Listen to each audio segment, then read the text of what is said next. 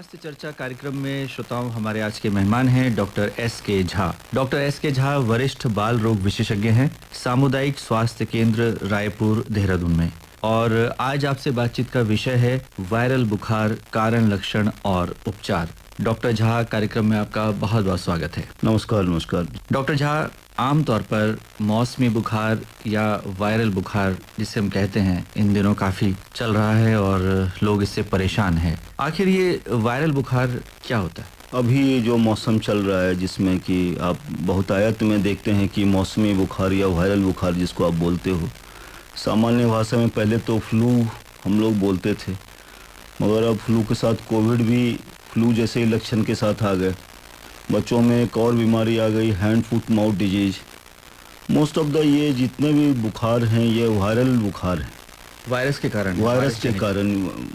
तो ये बुखार आजकल बड़ों को भी, छोटों को भी, सबको परेशान किए हुए। तो वायरस उसका प्रमुख कारण है सर। तो ये मौसम क्यों उसके लिए मुफीद होता है? ये मौसम चूँकि वार्म एंड ह्यूमिड क्लाइमेट किसी भी चीज़ को पनपने के लिए एक मौका देती है।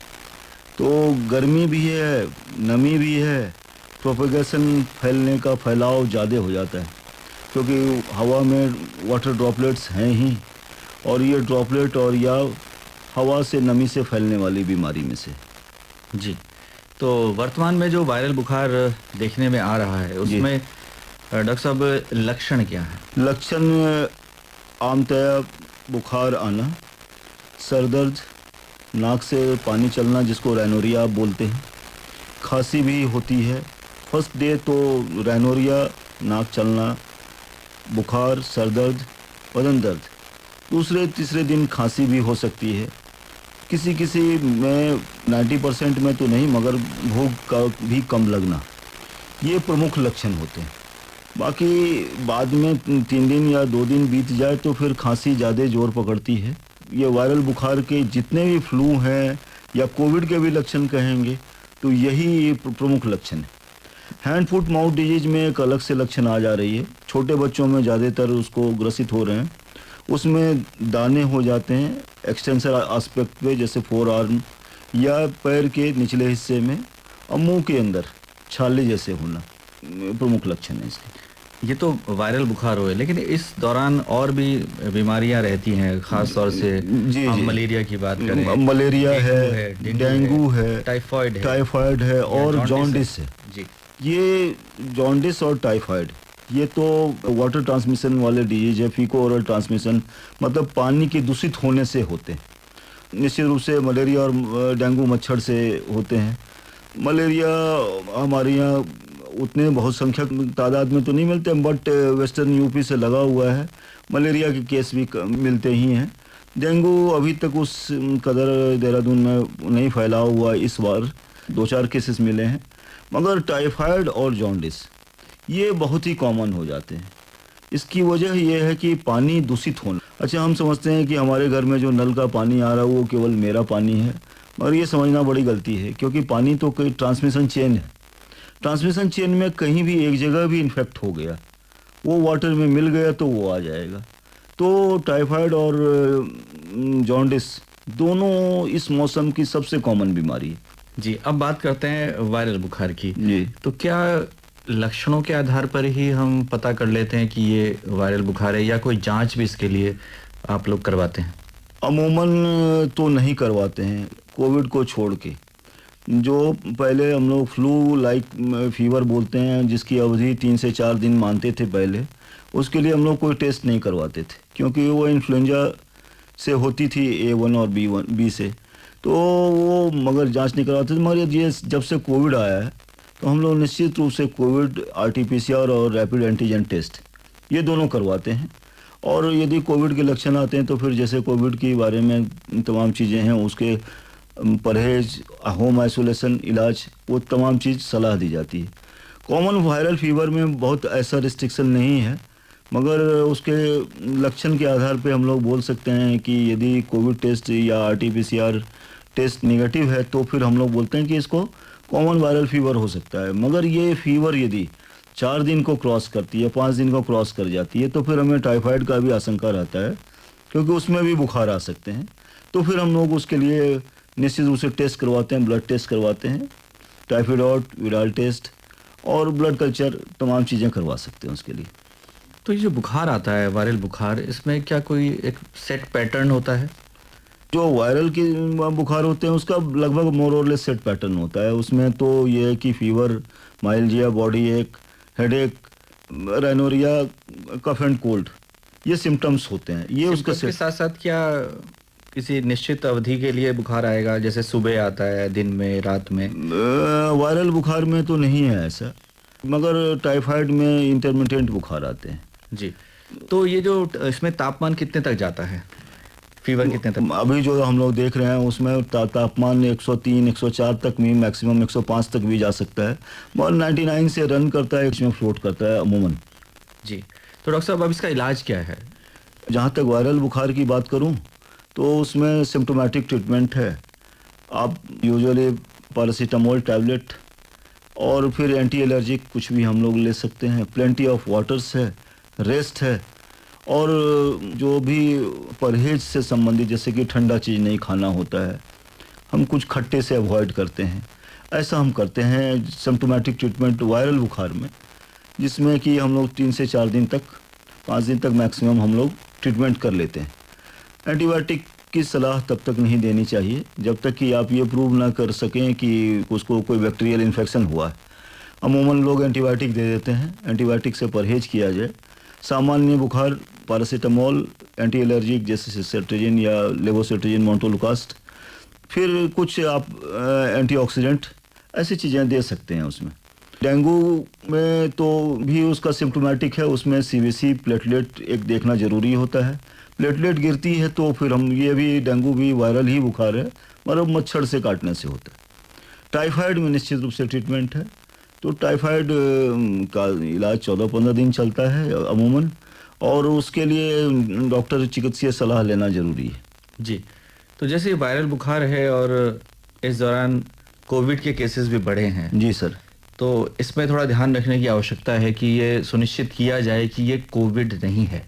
निश्चित रूप से ये कोविड, अभी तक हम लोग इसका एक निश्चित इलाज के नई फॉर्मेट में नहीं पहुंचे हैं, और कोविड चूँकि फैलता बहुत तेज़ी से है, और इसलिए हमें निश्चित रूप से जब भी कभी कोई ऐसा बुखार और वायरल बुखार जिसको हम संज्ञा दे रहे हैं, यदि वो आता है तो कोविड की जांच निश्चित रूप से करवाई जाए, और कोविड के लिए आइसोलेशन ज़रूरी होगा, या फिर अपने को मास्क और तमाम चीज़ों के साथ लिमिटेशन में रहना ज़रूरी होगा, क्योंकि सेकेंड वेव में हम लोगों ने काफ़ी कुछ देखा था।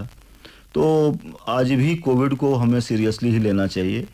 हाँ, जब से वैक्सीनेशन हुआ है और वैक्सीनेशन हो रही है, तो निश्चित रूप से केसेस में काफ़ी उस लेथेलिटी के साथ एक जो घातकता थी वो कम हो गई है, और आज भी कोविड के लिए हमें निश्चित रूप से सजग और सचेत रहने की ज़रूरत है। जी। कई बार हम देख रहे हैं कि अब चूँकि सारी गतिविधियां आरंभ हो चुकी हैं, कॉलेजेस खुल चुके हैं, सारे ऑफिसेज खुल चुके हैं, हमारे बाज़ारों में लोग काफ़ी संख्या पे पहुंच रहे हैं, तमाम गतिविधियां जब आरंभ हो गई हैं, विवाह समारोह भी हो रहे हैं, तो ऐसे में सजगता बहुत ज़रूरी है, और मास्क की जहाँ तक बात है, सोशल डिस्टेंसिंग, इसको मेंटेन रखा जाए, और हाथों को लगातार यदि हम धोएं तो इससे बचा जा सकता है। डॉक्टर साहब, निश्चित रूप से मैं तो ये बोलूं कि वैक्सीनेशन एक तो उपाय है, मगर बूस्टर डोज भी लगाई जानी चाहिए। बूस्टर डोज तो निश्चित रूप से लगाई जानी चाहिए, मगर मास्क, सोशल डिस्टेंसिंग, और ऐसा कोई लक्षण आए तो तुरंत चिकित्सीय सलाह, ये तीनों चीज़ व्यापक रूप से ज़रूरी होगा। और एक चीज़ और ऐड करूँगा, कोविड के दरमियान में, इलाज के दरमियान में हमने महसूस किया कि इम्यूनिटी, शरीर में लड़ने की क्षमता, ये जिसकी स्ट्रांग रहेगी उससे वो बहुत काफ़ी, तो इसमें पौष्टिकता पर ध्यान रखना ज़रूरी होगा। जी। मास्क मगर बहुत ज़रूरी होगा, जैसा आपने बोला। और जहाँ तक कोमॉर्बिडिटी की बात है, यदि ऐसे रोग आप कुछ रोगों से ग्रसित हैं, जिसमें डायबिटीज़ है, ब्लड प्रेशर है, तो उनके लिए और सचेत रहने की ज़रूरत है। निश्चित रूप से सर, आपने एकदम बहुत सही प्रश्न उठाया, क्योंकि खतरे, हमारी आबादी इतनी है और फिर भी हम लोग इस खतरे को झेल पाए, और मगर आज भी हमारी बहुत बड़ी आबादी डायबिटीज़, कैंसर, किडनी जैसे डायलिसिस हो रही है, और शुगर की बीमारी है और तमाम ऐसे बीमारियां हैं जो कि लंबे समय से चली आ रही है किसी भी पेशेंट को, ये जिसकी इम्यूनो कॉम्प्रोमाइज्ड जो पेशेंट हैं, कैंसर पेशेंट हैं, डायबिटीज़ वाले पेशेंट हैं, उनको निश्चित रूप से इस बीमारी से बिल्कुल भी अपने को बचाना चाहिए। मास्क का प्रयोग, सोशल डिस्टेंसिंग, या किसी को आपको लगे कि जुकाम खांसी हो रहा है तो उससे बचना चाहिए। निश्चित रूप से ये बहुत ज़रूरी होगा। ये तो कोविड की बात हुई जी डॉक्टर झा। जी। अब बात करते हैं कि वायरल बुखार से कैसे बचा जा सकता है, क्योंकि हम देखते हैं कि परिवार में सभी को हो जाता है। जो अब पूरे फैमिली में हो जाए तो बड़ा कठिन है बचना कि आप कितने बार जब आप घर में होते हो तो आप आपस के जितने फैमिलीज होते हो तो उसमें मास्क नहीं लगाते आप, घर में यूजुअली मास्क नहीं लगाते आप। मगर यदि ऐसा हो रहा हो तो निश्चित रूप से खान पान एक बड़ा अहम पहलू रहेगा।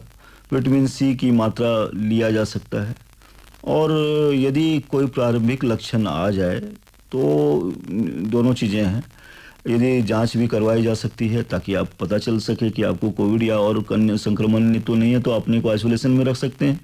दूसरा ये है कि कम से कम एक सोशल डिस्टेंसिंग रखी जा सकती है। फिर भी यदि आपको जुकाम हुआ तो थोड़ा सा बच के रहें, मास्क का प्रयोग कर लें। जी, कई बार वायरल बुखार आने पर भी हम बहुत जागरूक नहीं रहते और सोचते हैं कि ठीक हो जाएगा, तो ये रवैया कितना घातक हो सकता है?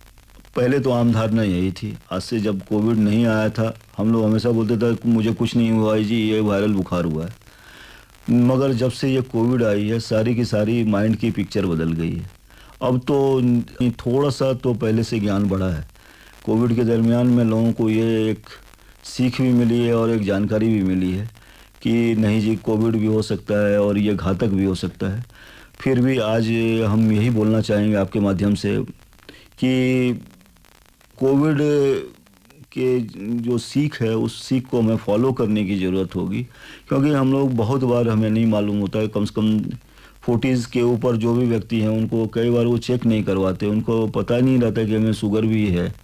और छोटे बच्चों की जैसे इम्यूनिटी अभी भी उतनी स्ट्रांग नहीं होती है। तो जैसे कि अभी एक बीमारी हैंड फुट माउथ डिजीज का मैं चर्चा कर रहा था, बहुत तेज़ी से फैल जाता है, 1-2 दिन के अंदर ही फैल जाता है। हालांकि उसमें बच्चा चिड़चिड़ा हो जाता है, खाने का दिक्कत होता है, तो उस जैसे उसको स्कूल अवॉइड कर सकते हैं थोड़ा सा 2-4 दिन के लिए, या उसको ब्रेकअप दे सकते हैं, तो ऐसा करना ज़रूरी होगा। तो डॉक्टर एस के झा, आज आप इस कार्यक्रम में आए और आपने वायरल बुखार कारण, लक्षण और उपचार विषय पर हमारे श्रोताओं को बहुत ही महत्वपूर्ण जानकारी दी। आपका बहुत बहुत आभार, धन्यवाद। जी सर, धन्यवाद सर।